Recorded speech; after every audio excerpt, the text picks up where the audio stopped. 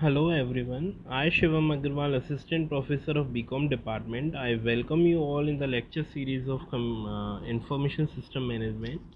Now we are on the unit 3rd of our course, so that is of system and system development life cycle and system models. So in this lecture in the previous lecture we have discussed about what is system development life cycle, and what are the system models which we have used to make a project, make a system. So in this model we are going to define a new model approach, new system development model, that is known as a spiral model. So before spiral model we have already studied about two models.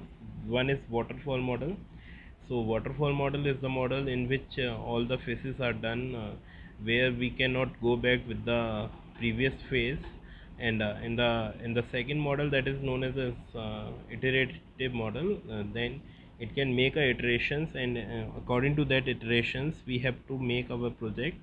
Now we are coming to the next model, that is known as a spiral model. So spiral means there will be something a round based structure known as a spiral. So a spiral model is something about round based structure. So we will study about this in this lecture about the spiral model. So let us start with the spiral model. So SDLC spiral model. So the spiral model combines the idea of iterative development model with the systematic controlled aspect of waterfall model. So this model, this spiral model is the combination of iterative development process model and the sequential linear development model, that is also known as the waterfall model, with a very high emphasis on risk analysis. So basically in the iteration model, what the disadvantage we are facing in the risk analysis, because it is very difficult to find out the risk in the iteration model.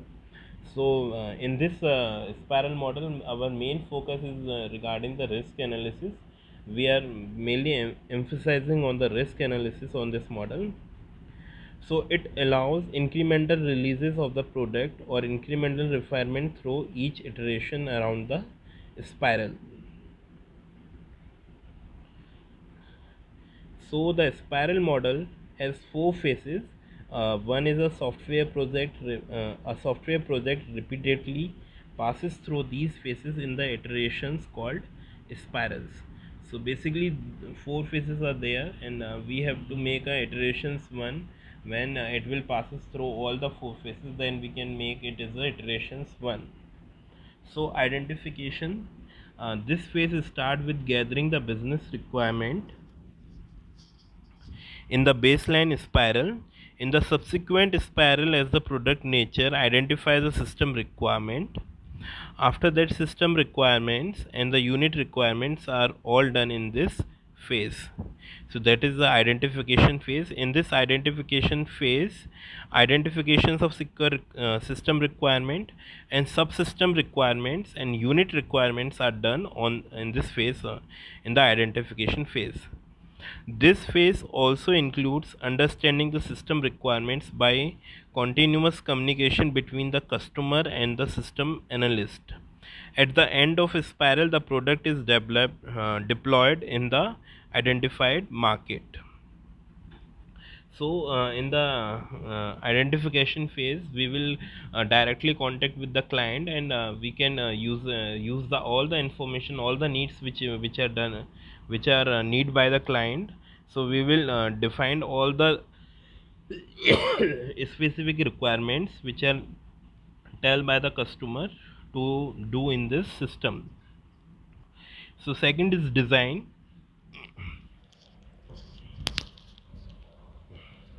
So in the design phase, start with the conceptual design in the baseline spiral, and involves architectural design, logical design of modules, physical product design, and final design in the subsequent spirals. So after identification we are going with the design. So we are making a design according to that, and in this design we are it belongs to the architectural design, logical designs of module, physical product design, and the final design in the subsequent spirals. Next is the construct or build. The construct phase refers to the production of the actual software product at various spiral. In the baseline spiral, when the product is just through the and the design is being developed, a POC, proof of concept, is developed in this phase to get customer feedback. So for that we are making a customer feedback, and if the customer is satisfied, then we are going to the maintenance development phase for that. Then in the subsequent spiral, with higher clarity on requirements and design details, a working model of the software called build is produced with a version number. These builds are sent to the customer for feedbacks. So the next phase is the evaluation or the risk analysis. So after making the construct or build phase, we are building a system. We are going to the evaluation or risk analysis. So risk analysis includes identifying, estimating and monitoring the technical, feasibility and management risks such as schedule, slippage and cost overrun. After testing the build, at the end of the first iteration, the customer evaluates the software and provides feedback. So whenever the first iteration is complete, the customer feedback is done, and according to that customer feedback we can go with the iterations 2 if there is any requirement for that. So based on the customer evaluation, the software development process enters the next iterations and subsequently follows the linear approach to implement the feedback suggested by the customer. So this process of iterations along with the spiral continues throughout the life of the software. So that's the making of a spiral model. So we are communicating with that model. So first model is the identifications. So in the identification model, we have required business requirement, whatever requirement we are running for that business, the system for the system which is made for that business. So we have to require all the business information. And second is system requirement. What are the all the system requirement? I have to identify what are the requirements I need to develop that type of system, and the unit requirements, all the units which I have need to develop in this system. So we have to require all the information about that units. Second is design phase. So in the design phase, I will go with the system design, module design or architecture design.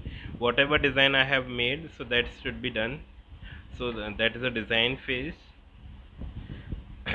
After that we are going to construct or build. So if there is any process of construct and build, after designing we are building that product, and after that you can see here there will be a review process. So review means we are taking a feedback of the customer. So in the evaluationary and research analysis, so we are making the management risk, scheduling, monitoring and customer feedback. So basically we are going to the customer feedback. If there is a no need for any enhancement, then we can release the project. If there is a requirement of any enhancement, then we will go to the second iterations, and second iteration is that we will go to the identification, design and process. So that's why it is known as a waterfall. Means after that we have to follow all the steps of waterfall model, but we are going with the iterations also with this. So that is a combination of waterfall and iteration model is known as a spiral model. So spiral model applications are: the spiral model is widely used in the software industry as it is a sync with the nature development process of any product, that is learning with maturity, which involves minimum risk for the customer as well as for development firms. The following pointers explain the typical uses of a spiral model. When there is a budget constraint and risk evaluation is important. For medium and high risk project, long-term project commitment because of potential changes to economic priorities as the requirement changes with time. So spiral model is basically widely used in all over the models software development life cycle, because it is a process of in this we are learning with the maturity, which involves minimum risk for the customer as well as for the development firms, because in this we are going with the iterations part, and that should be emphasizes on the risk analysis phase. So that's why this is the best model to choose for any development. uh, the following pointers explain the typical uses of a spiral model. Why we are using a spiral model, these points will carried out this. When there is a budget constraint and risk evaluation is important. If there is a budget constraint and there is a risk evaluation is important, then we are going with the spiral model. For medium to high risk projects, because it is very emphasizing on risk analysis, so that's why if there is a high risk projects, we have to go with the spiral model. Long term project commitment, because of potential changes of economic priorities as the requirement changes with time. So if there is a long term project, then we will go with the spiral model, because in there will, if there is any change, so then that can be done with the help of iterations in this model. So if the customer is not sure of their requirements, which is usually the case, requirements are complex and need evaluation to get clarity. So in this, requirements are complex and need evaluation to get clarity. New product line which should be released in phases to get enough customer feedback. Significant changes are expected in the product during the development cycle. So that's why we are using spiral model, because significant changes can be developed within the development life cycle of a project. So spiral model pros and cons. What are the pros and cons of a spiral model? The advantages of spiral SDLC models are as follows. Changing requirements can be accommodated. If there is an requirement, so that should be accommodated. Allows extensive use of prototypes. We can use prototypes in this model. Requirements can be captured more accurately. We can capture the requirement more accurately in this model. Users see the system early. Development can be divided into smaller parts, and the risky part can be developed earlier, which helps in better risk management. So that should be a very good part of a spiral model. So the disadvantages of spiral models are as follows. Management is more complex. End of project may not be known early. Not suitable for a small and low risk project and could be expensive for small projects. Process is complex. Spiral may go on indefinitely. Means there will be no chance of that after 3 iterations it will be done. It may be go to infinitely, means it may be go 8 9 iterations, 10 iterations. Large number of intermediate stages require excessive documentation.